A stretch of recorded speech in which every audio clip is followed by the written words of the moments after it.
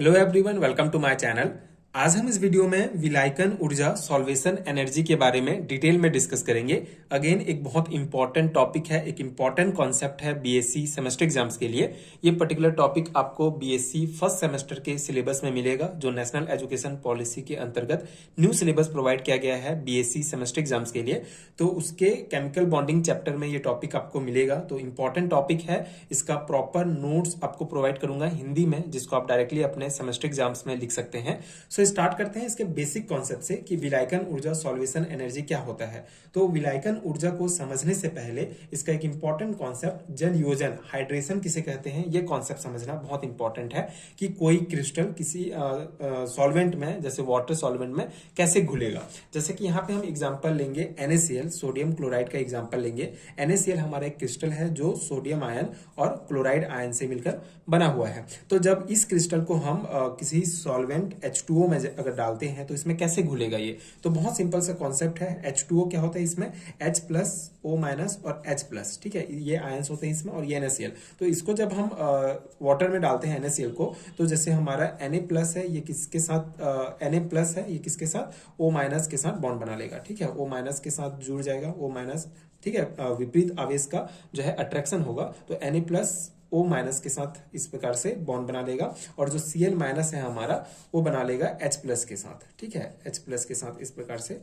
Bond बना लेगा। और तो इस प्रकार फिर NaCl जो है वाटर में घुल जाएगा, ठीक है, Na अलग हो जाएगा और Cl अलग हो जाएगा, ठीक है। वाटर मॉलिक्यूल्स में भी जो H प्लस आयन और O माइनस आयन होते हैं, ये विपरीत आवेशों को अट्रैक्ट करेंगे और इस प्रकार से NaCl वाटर में घुल जाएगा। तो ये जो जल के अणुओं द्वारा किसी आयन को इस प्रकार से घेरने की जो प्रक्रिया होती है, ठीक है, जैसे यहाँ पे जो जल के अणु हैं, ठीक है, जैसे H प्लस O माइनस, ये क्या कर रहे हैं, Cl माइनस Na प्लस, ये जो आयन्स हैं इनको घेर रहे हैं, ठीक है, इस प्रकार से घेर लेते हैं और उसको घोलते हैं, मतलब जैसे Na प्लस को O माइनस जो वाटर के जो ऑक्सीजन अणु हैं वो घेर लेते हैं, और Cl माइनस को H अणु घेर लेंगे, ठीक है। तो इस प्रकार से ये जो घेरने की प्रक्रिया होती है, इसी को कहते हैं हाइड्रेशन। क्या कहते हैं, हाइड्रेशन, ठीक है, जल योजन, हिंदी में इसे कहा जाता है जल योजन। सो इस हाइड्रेशन की प्रक्रिया में जो है कुछ ऊर्जा निकलती है, ठीक है। ये जो हाइड्रेशन की प्रक्रिया है, जल योजन की प्रक्रिया, मतलब वाटर मॉलिक्यूल्स के द्वारा किसी आयंस को घेरने की जो प्रक्रिया होती है, उसमें कुछ ऊर्जा निकलती है। उसी ऊर्जा को कहा जाता है सॉल्वेशन एनर्जी, ठीक है, मतलब विलायकन ऊर्जा, ठीक है। तो जल योजन की प्रक्रिया में जो एनर्जी निकलती है उसी को कहते हैं हम लोग सॉल्वेशन एनर्जी, ठीक है। तो ये बेसिक कॉन्सेप्ट हो गया। अब ये सॉल्वेशन एनर्जी क्या होता है, इसके कॉन्सेप्ट को हम समझते हैं। पहले इसका थ्योरी पॉइंट हम डिस्कस करेंगे। थ्योरी आपको लिखना पड़ेगा, थ्योरी एग्जाम्स है तो आपको ये पहले मैं थ्योरी पॉइंट प्रोवाइड करूंगा, उसके बाद इसका जो थ्योरी में जो एक एक पैराग्राफ में जो कॉन्सेप्ट है उसको हम समझते जाएंगे। तो विलायकन ऊर्जा सॉल्वेशन एनर्जी क्या है, किसी विलय सॉल्यूट में किसी विलायक सॉल्वेंट में घुलने या विलय डिजोल्व होने की प्रक्रिया को सॉल्वेशन विलायकन कहते हैं, तथा प्राप्त समांगी द्रव को विलयन कहते हैं। यदि विलायक जल है तो इस प्रक्रिया को जल योजन, हाइड्रेशन कहते हैं, ठीक है। तो यहाँ पे हमने विलायक H2O लिया था, ठीक है, जो सॉल्वेंट है हमने H2O जल लिया था, तो इसीलिए इस प्रक्रिया को हाइड्रेशन कहते हैं। क्या कहा गया है कि किसी सॉल्यूट का किसी सॉल्वेंट में घुलने की जो प्रक्रिया होती है उसी को सॉल्वेशन कहते हैं, और सॉल्वेंट अगर हमारा जल है तो इस प्रक्रिया को जल योजन, हाइड्रेशन कहते हैं। जब ठोस किसी विलायक में घोला जाता है तो वह ठोस अपने आयनों में विभक्त हो जाता है। इसके लिए ऊर्जा की जो आवश्यकता होती है वह जालक ऊर्जा के बराबर होती है। यह मान हमेशा धनात्मक होता है, क्योंकि क्रिस्टल रचना में व्यवस्थित इन आयनों को अलग करने के लिए आकर्षण बलों को तोड़ना आवश्यक है। फिर यह आयन विलायक के अणुओं से अन्योन्य इंटरेक्शन करके सॉल्वेटेड आयन बनाते हैं, ठीक है। अब यहाँ पे कॉन्सेप्ट क्या कहा गया है कि जब ठोस को किसी विलायक में घोला जाता है तो ठोस अपने आयनों में विभक्त हो जाता है। जैसे NaCl हमारा क्रिस्टल है, ठोस फॉर्म में है, तो इसको सॉल्वेंट में अगर हम घोलेंगे तो ये अपने आयन में विभक्त हो जाते हैं, ठीक है, Cl माइनस में विभक्त हो जाते हैं। तो इसके लिए, ठीक है, इसके लिए जो ऊर्जा की आवश्यकता होती है उसको जालक ऊर्जा कहते हैं। लेटाइस एनर्जी, पिछले वीडियो में हमने कॉन्सेप्ट पढ़ा था। लेटाइस एनर्जी क्या होता है, लेटाइस एनर्जी का अगर हम डेफिनेशन देखें तो 1 मोल आयनिक क्रिस्टल का उसके अवयवी गैसीय आयनों से बनने में जितनी ऊर्जा उत्सर्जित होती है उसको आयनिक उस आयनिक यौगिक की उसको जालक ऊर्जा लेटाइस एनर्जी कहते हैं। ठीक है, जैसे अगर NaCl जो है हमारा, सिंपल शब्दों में अगर हम जालक ऊर्जा लेटाइस एनर्जी को समझें तो NaCl जो है वो अपने आयनों में जब चेंज होते हैं Na+ और Cl- में, तो इसके लिए जो ऊर्जा की आवश्यकता होती है उसको जालक ऊर्जा कहा जाता है। ठीक है, तो जालक ऊर्जा आपको कंफ्यूज नहीं होना है।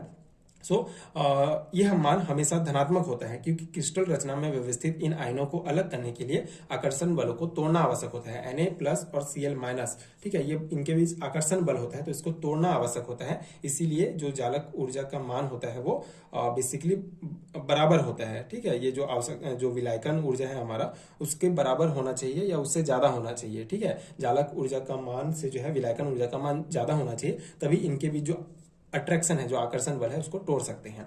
ठीक है, तो ये हो गया। उसके बाद क्या होता है, ये जो आयन होते हैं फिर विलायक के अणुओं से अन्वयन क्रिया करके सॉल्वेटेड आयन बनाते हैं। ठीक है, जैसे वाटर मॉलिक्यूल में जैसे वाटर मॉलिक्यूल जैसे H+ और O- है, उसके साथ फिर ये जो है क्या करते हैं, इंट्रैक्शन करते हैं और सॉल्वेटेड आयन बनाते हैं। मतलब जो कॉन्सेप्ट हमने पढ़ा है उसी को ही लिखना है। जरूरी नहीं है कि आप ये as it is theory point लिखेंगे, आपको समझना है कॉन्सेप्ट, उसके बाद आप अपने शब्दों में भी पूरा लिख सकते हैं। इसे विलायकन कहते हैं तथा इस विधि में निकली ऊर्जा को विलायकन की ऊर्जा कहते हैं। अतः विलायकन ऊर्जा वह है जो विलायकीकरण, सॉल्वेशन या विलायक विलय की अन्वयन क्रिया में निकलती है। ठीक है, मतलब Na+ और Na+ के साथ जैसे हमारा O- जुड़ा है और Cl- के साथ H+ वाटर मॉलिक्यूल जुड़ा हुआ है, तो ये जो क्रिया होती है, इन दोनों के बीच इंट्रैक्शन हो रहा है, इससे जो ऊर्जा निकलती है उसी को ही विलायकन ऊर्जा कहा जाता है। आयनिक पदार्थ के घुलने की प्रक्रिया में होने वाले ऊर्जा परिवर्तन को निम्न प्रकार से व्यक्त किया जाता है। यहाँ पे आप देख सकते हैं, इस प्रकार से आप इसको शो कर सकते हैं। जैसे पदार्थ है, हमने यहाँ पे A भी लिया है, इसकी जगह आप NaCl भी ले सकते हैं। तो कोई AB पदार्थ है तो जालक ऊर्जा उसमें जालक ऊर्जा के बाद वो A+ और B-, ठीक है, में बदल जाएगा। ठीक है, गैसेस फॉर्म में अपने बदल जाएगा, आयंस में चेंज हो जाएंगे और इसके लिए जो ऊर्जा की आवश्यकता होगी उसको जालक ऊर्जा कहते हैं, जिससे U के द्वारा डिनोट करते हैं। इसके बाद ये जो हमारा आयन में चेंज हुआ पदार्थ, वो अगर जल में फिर ये घुलेगा, अगर ये आयंस में जल में घुलता है तो फिर सॉल्वेटेड आयन बनाते हैं। यहाँ पे आप देख सकते हैं A+, ये एक्वस फॉर्म है, ये भी एक्वस फॉर्म में हो जाएगा। ठीक है, अगर यहाँ पे हमारा जल में इसको घोलेंगे इन आयंस को तो ये इस प्रकार से सॉल्वेटेड आयन बनाते हैं और इसके बाद जो ऊर्जा निकलती है उसको जल योजन ऊर्जा कहते हैं, जिसको H से शो करते हैं। तो ऊर्जा परिवर्तन को कैसे शो करेंगे, H- U, H जल योजन ऊर्जा, विलायकन ऊर्जा, और U होगा हमारा जालक ऊर्जा। तो इस प्रकार से इसको शो करते हैं।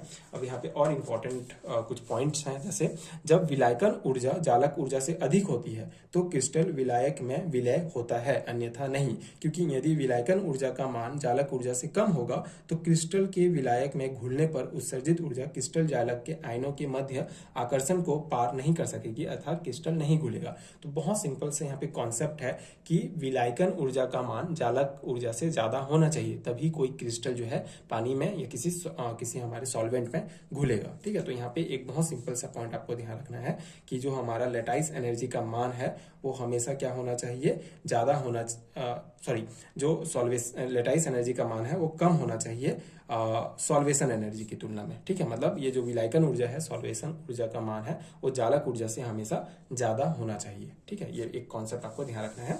अब इसको प्रभावित करने वाले कारकों को हम देख लेते हैं, ये भी बहुत इंपॉर्टेंट है। अगर लॉन्ग टाइप क्वेश्चन में पूछा जाता है तो आपको विलायकन ऊर्जा को प्रभावित करने वाले कारक भी लिखना होगा। ठीक है, अगर आपको 3 या 4 नंबर में पूछा जाता है बेसिक कॉन्सेप्ट, तो आप विलायकन ऊर्जा क्या है उसी को ही आप शो कर सकते हैं। यहाँ पे आप NaCl का एग्जांपल लेके भी ये कॉन्सेप्ट को यहाँ पे शो कर सकते हैं। अब इसको प्रभावित करने वाले कारक क्या क्या होते हैं, देखिए पहला है क्रिस्टल की जालक ऊर्जा, लेटाइस एनर्जी ऑफ क्रिस्टल। तो हम जानते हैं कि जालक ऊर्जा का मान जितना कम होगा वह क्रिस्टल अधिक विलय होगा। ठीक है, विलायकन ऊर्जा का मान ज्यादा होना चाहिए, तो जालक ऊर्जा का मान अगर कम होगा तो वो क्रिस्टल जो है वो इजिली घुल जाएगा। ठीक है, ज्यादा जल्दी पानी में घुल सकता है, अतः क्रिस्टल की जालक ऊर्जा कम होना चाहिए। और विलायकन ऊर्जा की बात करें, सॉल्वेशन एनर्जी की, तो जालक ऊर्जा की विपरीत विलायकन ऊर्जा का मान जितना अधिक होगा क्रिस्टल उतना ही अधिक विलय होगा। ठीक है, ये दोनों अपोजिट कॉन्सेप्ट है। तीसरा जो प्रभावित करता है कारक वह है विलायक की ध्रुवीयता। ठीक है, पोलैरिटी ऑफ सॉल्वेंट। तो यहाँ पे देखिए, क्योंकि आयनिक ठोस अध्रुवीय विलायकों के साथ सॉल्वेटेड आयन नहीं बनाते हैं, अतः ऐसे विलायकों में जैसे C6H6 CCl4, ठीक है, जो हमारा बेंजीन है, कार्बन टेट्राक्लोराइड है, नहीं इसमें जो है नहीं घुलते हैं। अब ये कॉन्सेप्ट क्या है देखिए, थोड़ा सा समझिए। पोलैरिटी ऑफ सॉल्वेंट की अगर हम बात कर रहे हैं तो ये दो प्रकार के होंगे सॉल्वेंट, दो प्रकार के सॉल्वेंट होंगे पोलैरिटी के बेस में। एक होगा पोलर और एक होगा नॉन पोलर। जैसे पोलर सॉल्वेंट की अगर हम बात करें तो पोलर सॉल्वेंट क्या होता है, इनके बीच, इनके अणुओं के बीच, इनके मॉलिक्यूल्स के बीच में क्या होगा, पॉजिटिव और नेगेटिव चार्ज होता है, ठीक है, और जिसके कारण ये जो है किसी आयनिक कंपाउंड को घोल सकते हैं, ठीक है। अगर हम पोलर सॉल्वेंट की बात करें तो इनके अणुओं के बीच पॉजिटिव एंड नेगेटिव चार्जेस होते हैं, जिससे ये आयनिक कंपाउंड को घोल सकते हैं। मतलब कोई भी आयनिक कंपाउंड जो है नेगेटिव, जैसे कोई मान लो NaCl ही आ गया, तो NaCl जो है, Cl जो है H ये पॉजिटिव के साथ इंटरेक्शन करेगा और Na+ जो है वो ये माइनस के साथ इंट्रैक्शन करेगा और ये घुल जाएगा पानी में, ठीक है, NaCl। लेकिन अगर नॉन पोलर होगा तो नॉन पोलर के केस में क्या होता है कि इनके अणुओं के बीच में जो आवेश होते हैं, जो चार्जेस होते हैं, उनका समान वितरण नहीं होता है, ठीक है, कहीं पे ज्यादा पॉजिटिव होगा, कहीं पे कम नेगेटिव होगा। तो इस केस में जो आयनिक कंपाउंड है वो नहीं घुल पाते हैं, किसमें, नॉन पोलर सॉल्वेंट में, ठीक है, नॉन पोलर सॉल्वेंट में नहीं घुल पाते हैं। तो उसी का ही एग्जाम्पल यहाँ पे दिया गया है कि जो प्रकृति होती है वो क्या होना चाहिए, जो प्रकृति होती है सॉल्वेंट का वो पोलर होना चाहिए। पोलर सॉल्वेंट में आयनिक कंपाउंड ज्यादा जल्दी घुलते हैं। पोलर सॉल्वेंट के एग्जांपल आपके होंगे वाटर, मेथेनॉल और एसीटोन C3H6O, ये सभी पोलर सॉल्वेंट के एग्जांपल हैं। अगर पोलर सॉल्वेंट होगा तो हमारा जो क्रिस्टल है वो इजीली घुल जाएगा। और अगर हम नॉन पोलर की बात करें तो इसमें आपका यहाँ पे एग्जांपल दिया है C6H6 CCl4, ठीक है, हमारा बेंजीन, कार्बन टेट्राक्लोराइड। तो इनमें जो है ये नॉन पोलर सॉल्वेंट है, इनमें जो है ये जल्दी नहीं घुलेंगे क्रिस्टल, क्योंकि इनमें जो चार्जेस होते हैं उनका समान वितरण नहीं होता है, ठीक है।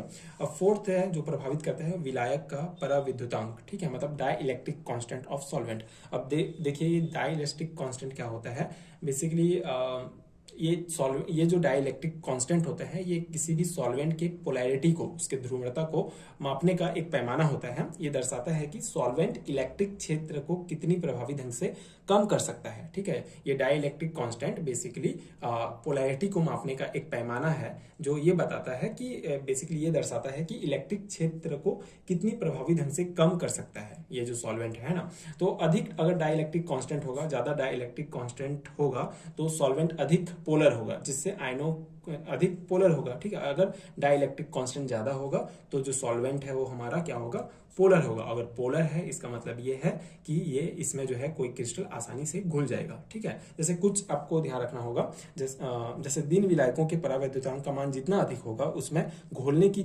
शक्ति उतनी ही अधिक होगी, अर्थात विलायकन में उतनी ही ऊर्जा अधिक निकलेगी, ठीक है। मतलब अगर डाइलेक्ट्रिक कांस्टेंट का मान ज्यादा होगा तो जो क्रिस्टल है, जो आयनिक कंपाउंड है वो इजीली उसमें घुल जाएगा। जैसे अगर हम कुछ एग्जांपल देखें तो जैसे H2O हमारा एक पोलर सॉल्वेंट है, इसका डाइलेक्ट्रिक कांस्टेंट होता है 78.5, ठीक है। इसको ER से रिप्रेजेंट करते हैं, रिलेटिव परमिटिविटी इसका यूनिट होता है।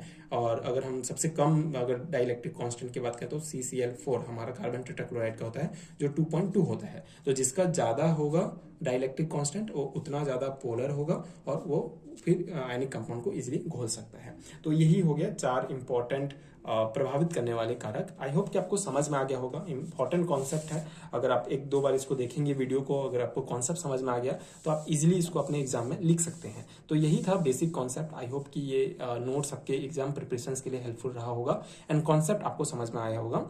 इसी प्रकार के बहुत सारे वीडियोस मैंने चैनल में अपलोड किए हैं BSc MSc सेमेस्टर एग्जाम्स के लिए। अगर आप प्लेलिस्ट चेक करते हैं तो आपको यूनिट वाइज टॉपिक मिल जाएंगे, तो आप डेफिनेटली चैनल में चेक कर सकते हैं। एंड अगर वीडियो हेल्पफुल है तो आगे के वीडियोस के लिए चैनल के साथ जुड़े रह सकते हैं। एंड अगर आपको रिटन नोट चाहिए PDF फॉर्म में Hindi medium and English medium के लिए, तो नीचे डिस्क्रिप्शन बॉक्स में आपको PDF स्टोर का लिंक मिलेगा, वहां भी आप नोट्स के लिए चेक कर सकते हैं। Thank you so much for watching.